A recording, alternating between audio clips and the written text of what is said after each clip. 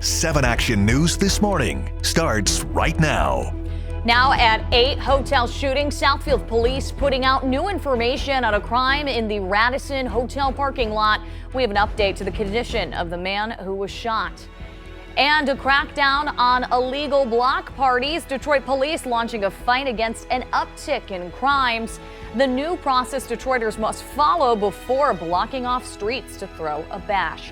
Hello and good morning to you on this Wednesday, June 21st, as we take this live look now over the Detroit River. It's 8 a.m. on TV 20 Detroit. I'm Allie Hoxie. Thank you so much for waking up with us.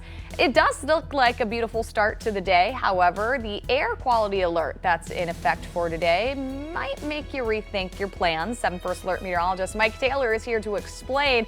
It feels like we just cannot escape these air quality alerts, Mike. Yeah, that's my thought exactly, Allie. I was just thinking about it as you were saying it. How many of these have we had over the last couple of weeks? But this time around, it's not going to be due to wildfire smoke. It's in effect because of low-level ozone. And usually that's why we get these here in Michigan anyway.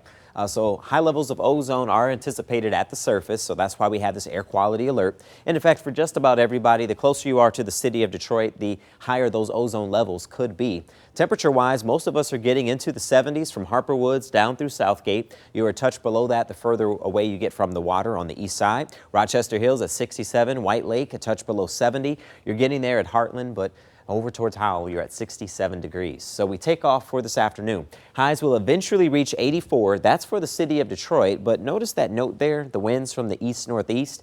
That easterly breeze will keep you a touch cooler in areas like Monroe, as well as Port Huron with some spotty showers possible. But overall, it's going to be a nice day. Coming up, we'll talk about the first official week of summer and when the rain moves in.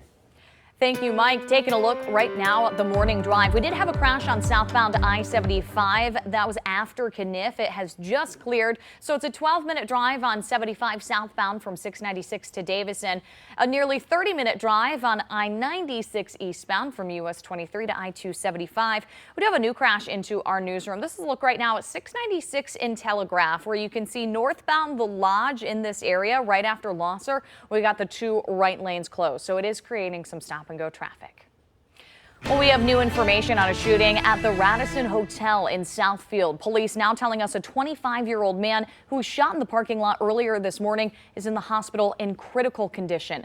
Investigators have also identified a suspect who they say is from the Oak Park area.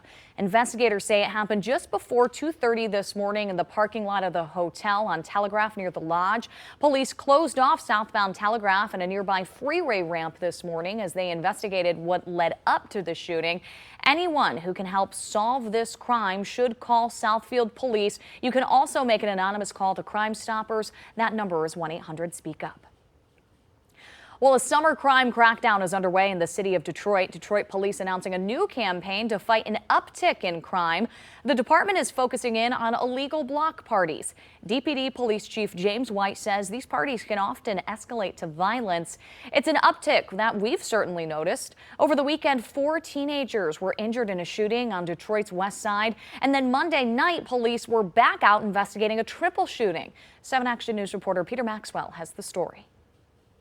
Well, what is summer without having a block party and, well, cracking a few cold ones and having a barbecue with your friends, family, or neighbors? But in the city of Detroit, there is a legal way of doing it in Detroit here. You got to fill out this application first, and then you have to go door to door and ask your neighbors if it's going to be okay to have that block party. And they have to sign off, and hopefully you invite them. And then you have to put a start and end time for that application process. In 2015, Duan Zhou joined Force Detroit after spending more than 10 years in prison. He reps the 48228, but also it's where he now focuses his life's work. My job is to educate the youth when it comes to the things they're going to encounter in life and coming up in the circumstances and conditions that we come up in. But with school out for summer and temperatures rising, people are spending more time outside. And Detroit Police Chief James White says violent crime is also increasing. Unfortunately, are leading to fights. And again, when folks fight now, someone has to bring a gun to a fight. And sometimes these block parties can become problematic. You must put in a petition. You must get agreement from the majority of people in the neighborhood or that block that's impacted.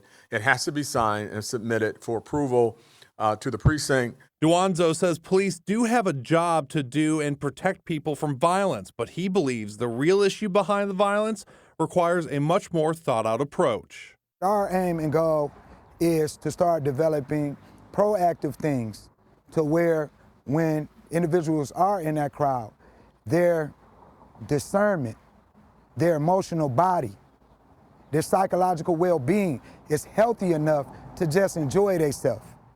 Duanzo says he understands that the violent crime problem will not be solved overnight and understands that Detroit police have a job to do, but says they can do it in a more thoughtful way, and that's by offering guidance and to support the youth on the streets rather than put them in jail. Reporting in Detroit, I'm Peter Maxwell, 7 Action News. Peter, thank you for that report. There is a reward today for information involving a deadly shooting in Detroit. Police tell us the crime happened earlier Sunday morning at a party on Clay Street. That's not far from I-75. Detroit police released a picture of the suspect who they say shot and killed a 29-year-old man. Investigators believe it started with an argument at that party. Detroit's Rewards.TV is offering a $1,000 reward for information that moves the case forward. Well, the employment of a Warren police officer accused of excessive force will be up to debate at a hearing on Friday. The department released video of the violent encounter yesterday, and we do want to warn you what you're about to watch is a bit disturbing. In the video, you can see Officer Matthew Rodriguez hit the inmate in the face at the city jail and then slam the inmate on his head on the ground, all while repeatedly throwing punches. Warren Police Commissioner Bill Dwyer says the two other officers seen in the video jumped in to stop the violence. Rodriguez was arraigned yesterday on charges of assault and battery. Unless he was met with deadly force, which clearly I think you can surmise what you will of the video, there's no duty to hit anyone. There's no duty to go ahead and do what exactly happened in the video. The inmate was taken to the hospital but was not seriously hurt. Well, an arson suspect accused of torching a Detroit gas station is in custody this morning. It's an update to a story that we first broke for you yesterday on 7 Action News this morning. Now, since then, we've been able to obtain surveillance video showing a man pouring a trash can full of gas onto the floor and igniting it with a blowtorch. It was at the Sunoco gas station on 7 Mile near Evergreen. Police tell us the clerk was taken to the hospital and treated for first-degree burns. Well, there are new signs of hope today in the urgent search for a missing submarine with 5 people on board. The submarine vanished Sunday while touring the site of the Titanic. Searchers have now detected banging noises heard about every half hour, but it's not yet clear what's causing them. There's still a growing concern that the vessel's reserve oxygen supply is now dangerously low. A friend of one of the passengers says he's remaining optimistic. The one thing that I think that I'll say in the good column is that we haven't heard any bad news yet. They haven't found debris floating. The sonars haven't detected a crushing sound or whatever. The pressure at 13,000 feet, which is where the Titanic wreck sits, is something that the company's former director of operations warned about back in 2018 when he countersued OceanGate, claiming that he was fired for raising concerns. That dispute was settled out of court. Time right now is 8:08. Coming up next, history made in a Detroit church. Our very own Glenda Lewis takes us inside the church that was once chosen for the first time. Dr. Martin Luther King Jr. delivered his famous "I Have a Dream" speech. And we are keeping an eye on the forecast for you this morning. We are under an air quality alert today. 7 First Alert meteorologist Mike Taylor will let us know when the air could clear up. You're watching 7 Action News this morning on TV 20 Detroit.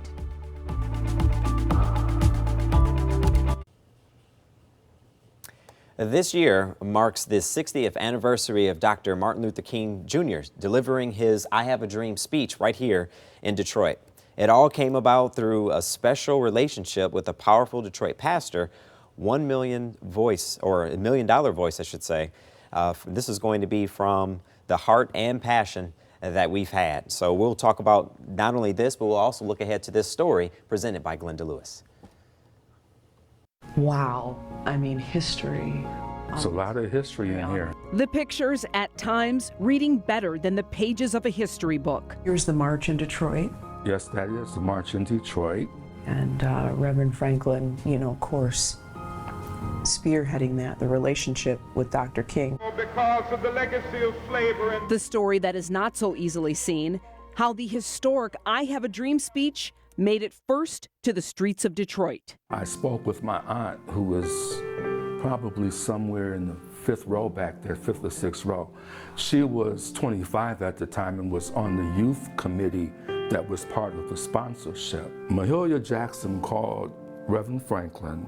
This was about 4 months before the march, to float the idea. It was then the passionate mind of Reverend C.L. Franklin took off on a journey that would help Dr. Martin Luther King Jr.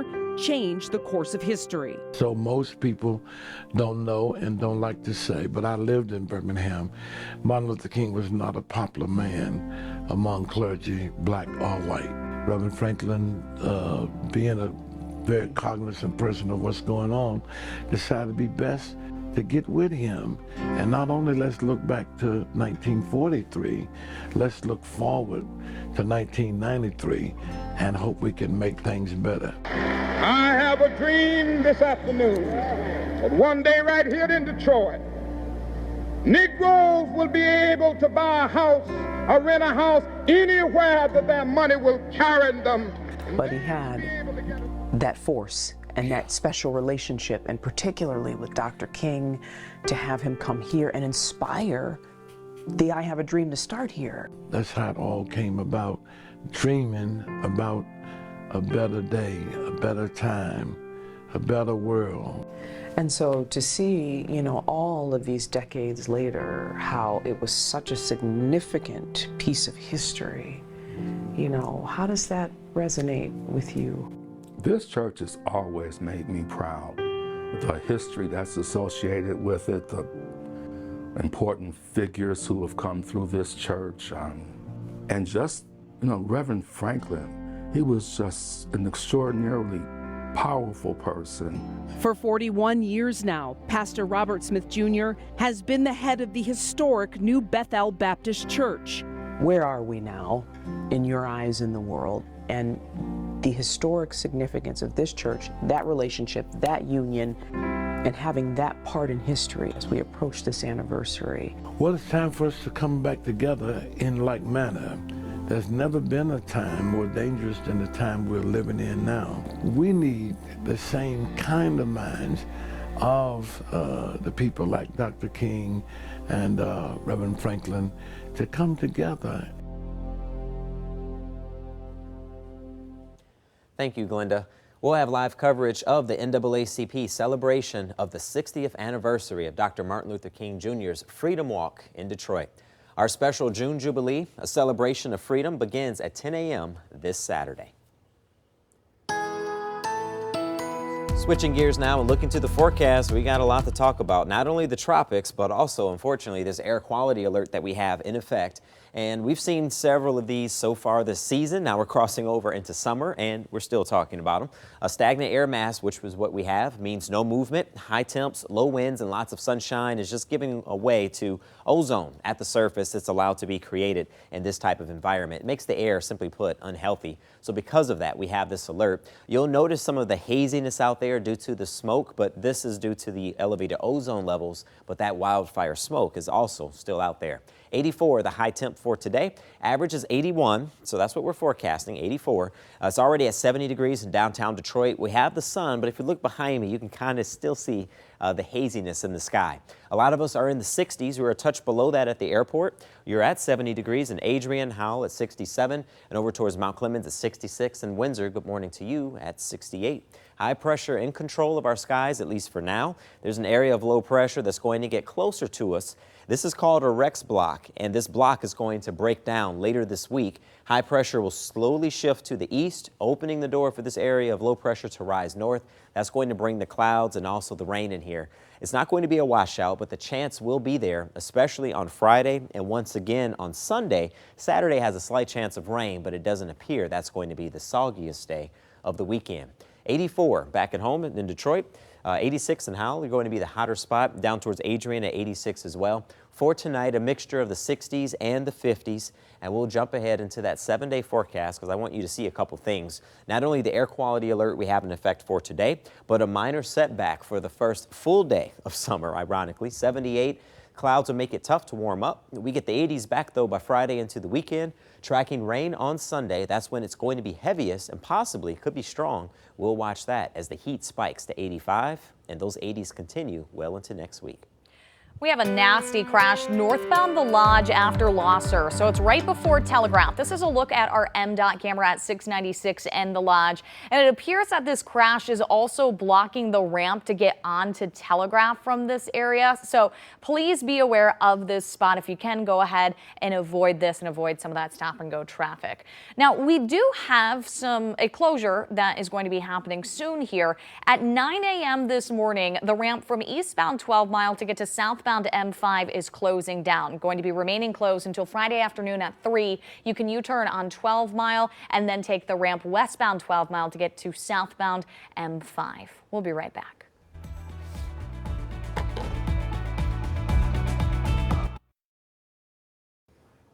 Well, the date is now set for the criminal trial of former President Donald Trump.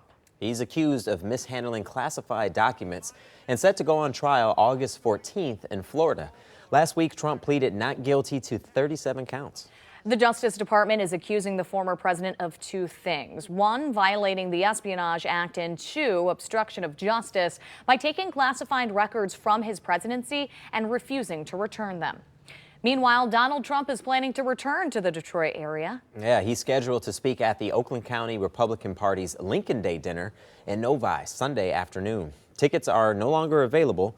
Trump won Michigan on his way to becoming president in 2016, but lost to President Biden in 2020. Rivian Automotive is the latest automaker to sign on to use Tesla's superchargers for its electric vehicles. The Amazon-backed automaker announced it will follow General Motors and Ford by joining Tesla's charging network next year.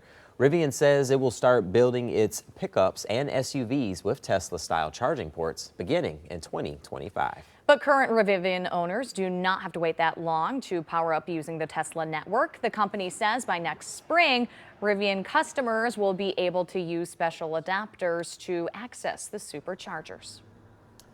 And sticking with the auto world, Cadillac is teasing the reveal of its all-new, all-electric Escalade IQ after announcing the vehicle last month. GM released this preview video to give a glimpse of the latest edition of its EV lineup. The automaker says the vehicle's official reveal will happen on August 9th. The Escalade IQ will be made at GM's new Factory Zero plant. A new class of oral medications has been approved to treat pediatric type 2 diabetes. The FDA is giving the green light to Jardiance and Synjardy for kids 10 and older. The medication works by increasing the exertion of glucose in the urine. Doctors say children who take the drugs should also maintain a healthy diet and exercise regularly. Type 2 diabetes is a progressive condition in the body which does not make or use insulin normally. You may see an unusual question on your next income tax form. Michigan may become the first state to ask taxpayers if they want to be organ donors. Yeah, right now there are 3 bills in the Michigan legislature that would make this a reality. Those bills have been passed by the House and are awaiting a vote by the Senate.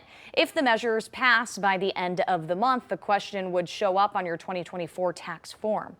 You'll be mailed a heart sticker to place on your driver's license. Right now, you are only asked if you want to be an organ donor when you receive and renew your driver's license. Well, just ahead in our morning buzz, Tom Hanks and the reason he never wanted to be in the film When Harry Met Sally.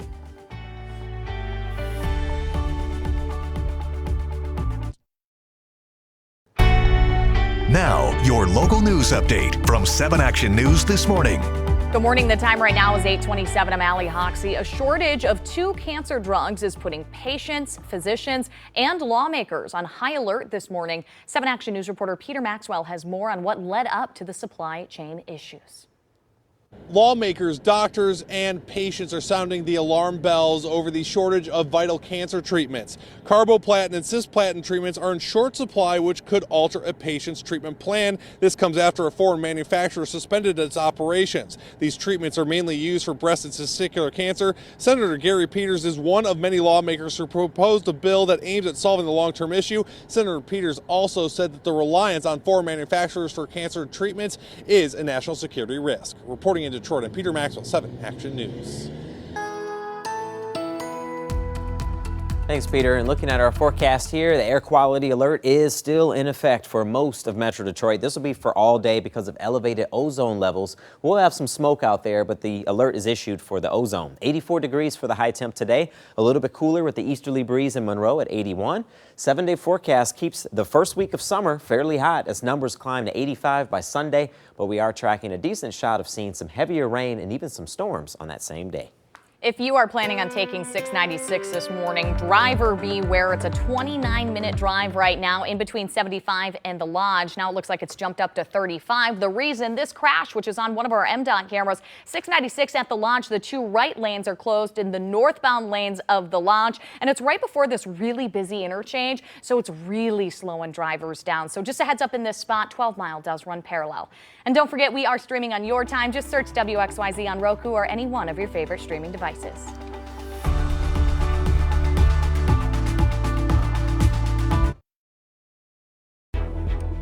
You're watching 7 Action News this morning. Welcome back. It is 8:30 here on TV 20 Detroit. It's time for our favorite part of the morning, seeing what is topping the morning buzz. All right, let's get into it. Topping the list this morning is Oscar winner Tom Hanks, who starred in some of the most iconic films of all time. Now, his wife just revealed that he passed up the opportunity to star in the 1989 classic When Harry Met Sally. This is one of my favorite movies. Rita Wilson says that her husband said no to playing the lead character Harry Burns alongside Meg Ryan's Sally Albright in the hit rom-com because at the time he was going through a divorce. Now, she also said that at the time, Hanks was very happy to not be married. Actor Billy Crystal ended up taking the role, which earned him a Golden Globe nomination. Hanks and Ryan eventually had their moments together on the silver screen in Joe versus the Volcano, Sleepless in Seattle, and You've Got Mail. Now, that one I've seen. So you haven't seen When Harry Met Sally? I've never seen it. Oh, man. So it's on Netflix. So if you want to see it, now's your time. I love that movie. And I'm actually kind of glad it was Billy Crystal and Meg Ryan because they were just so iconic in that movie, and it's just a classic. Okay, I know I'm going to have a lot of movie time streaming as soon as the baby comes. Yeah. And I can get, though, where Tom Hanks is coming from, though, too. If you've just been through a sticky divorce and your heart's kind of broken, the last thing you want to do is, like, pretend to be in love. Right. You know? Yeah, that'll be tough. Yeah, it's kind of hard to get into that character of love, romance, so... You know, I think Billy Crystal and Tom Hanks both have had exceptional careers, so I don't necessarily think he missed out passing that opportunity up. Yeah, learn something new every day. Exactly. I'll check that out on Netflix. Robert Downey Jr. is combining two of his passions, classic cars and fighting climate change in his new docuseries. Downey's Dream Cars will begin streaming this week on HBO Max. The show takes viewers along for the ride as experts help the Oscar nominee make his vintage car collection not only functional but eco-friendly. A trailer for the series features cars such as a Volkswagen Microbus, CT generation Chevrolet Corvette, and a first generation Chevrolet Camaro convertible, among others. All those are guzzlers too. Downey's Dream Cars debuts with 2 episodes tomorrow, followed by 2 new episodes debuting each Thursday thereafter, leading up to the final episode on July 6th. I mean, you are a huge car guy. What do you think? Do you think this is a good idea for a show? Yeah, I think so. I'll check that out. It's probably something I would do if I had money like that, just to play around with a car collection. Yeah. Because a lot of those classics, you know, they're trying to recreate them now. They brought back the Challenger, they brought back the Charger. But if you can make those cars fuel efficient while still keeping all the things that made them iconic. Wins. Yeah, right. Everybody wins, but it also might make them more fun because my dad always says those cars, when you hear them revving up and racing, they're driving straight to the gas station. So you actually get better mileage, but you can still keep the fun. So that'll be cool. Good to know, good to know. I, of course, do not own a classic car, so, you know, it makes me feel better. I'm like, I'm just going to the gas station. Right, pretty much. Well, this morning we are checking out a bit of Motor City history. All right, the Detroit Historical Society released this picture of a ticket that was used to admit guests at the Vernors 100th anniversary celebration in 1966. The event held at Vernors Factory on Woodward in Detroit. Yeah, Vernors Ginger Ale is one of the nation's oldest soft drinks. It was first served up in 1866. The bubbly drink was created by Detroit pharmacist James Vernor, and today Vernors is part of Dr. Pepper Snapple's group, one of the nation's top beverage producers. We were all talking today in I'm already laughing. I know, right? We were all talking in the commercial break about, you know, when I was a little girl and Jen Shantz, when she was a little girl, our parents gave us Vernors. I mean, anytime we were sick. My mom thinks Vernors heals everything. But those some Vernors in the microwave for 30 seconds. You got a bee sting? Drink some Vernors. Yeah, right. No matter what you got, like that's a prescription. Wait, so what is microwaving Vernors? This is the warm Vernors. It's like a warm ginger ale thing. Okay. Apparently it cures everything. Is it something with the warmth loosens things up? I guess so. It does taste good. It does taste good. I don't want mine. I'll have to try that sometime. Take it from Mama Taylor. All right. All right, well, coming up next, burger battle in the D. Top chefs facing off to see who can cook up the tastiest burger in town. I can't even get the words out because I'm so excited to try these burgers, where it's happening, and how you can play a role in picking the winner.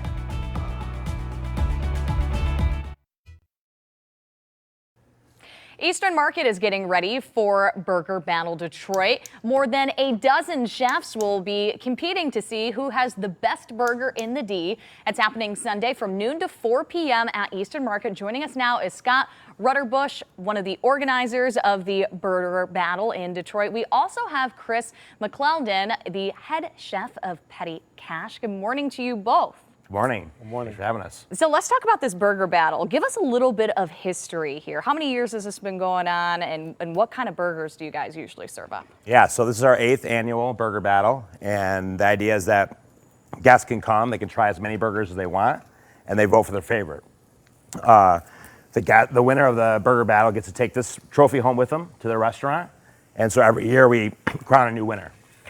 And where did this idea come up from? Why burgers? Why not pizza or something else? Sure, and we do a taco event as well. That's okay. at the end of July. It's called Taco Showdown. I'm just thinking all of the bad foods that can, you know, clog your arteries, but in the best way possible. Yeah, I just feel like burgers are one of those items that like people will brag about a burger they had at a restaurant. You know, Petty Cash opened not too long ago, and the first thing I heard about was you got to try the burger at Petty Cash. It's one of the best that people have said it's one of the best they've had. So it's one of those times where all the chefs can get together and you can try all these great burgers at one chance, and you can vote for what you think is the best. And Chris, you are certainly being distracting with the smells here, the onion, the meat. Tell us what you're cooking up for us today. So what I'm doing is some caramelized onions, our cut of beef blend that we do. I'm not gonna get into the no secrets. I get why. But we have our custom blend that we do. Some caramelized onions, some melted butter that I'm gonna toast this brioche bun.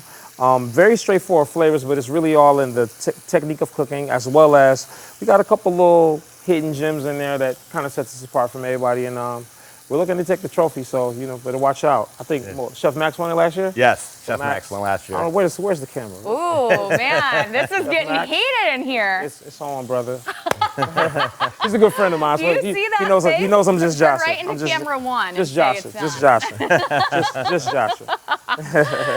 I mean, this is so good. Would you say Petty Cash is known for this burger in particular with the onions? This is the original burger. This is, again, not my concept, but it is a fantastic burger. It is a classic. Yes. This is the Petty Cash burger, created by Chef Dom. All right, now not to take away from Petty Cash, but what is Petty Cash going up against this weekend? Who are some of the other competitors? Yeah, so we have 13 restaurants in total. Like I said, last year, Chef Max won from Coop. He had a Caribbean infused burger that he did with a pineapple chutney that was phenomenal. We also have Cozy Lounge, which won in 2019, so they're a past champion. We have several other restaurants. They're all listed on our website at burgerbattle.info.com, or .info. And you can get tickets there as well. So there's 13 different restaurants. Great Lakes Burger Bar is another one. It's a newer restaurant downtown that just opened. So it's, it's a lot of different styles. Last year I was telling Chris that we had one that did a peanut butter and jelly bacon burger. It was just so unique and different. That's the fun thing about the event is everyone brings like a twist, their own little angle to the burger, and it's fun just to see what people create. So how is a winner chosen then? So the guests can vote for their top 3 burgers, and then we take the top 5 vote getters. They go to the finals, and then we have a panel of judges from the media, and they select the winner from there. So the guests get a chance to vote for their favorites, which takes them to the top 5, and then those top 5 go in front of a panel, and they score the burgers, and then we select a winner and crown a trophy. And again, this is happening this Sunday at Easton Market. How much are tickets? So tickets start at $30, and you can try as many burgers as you can eat.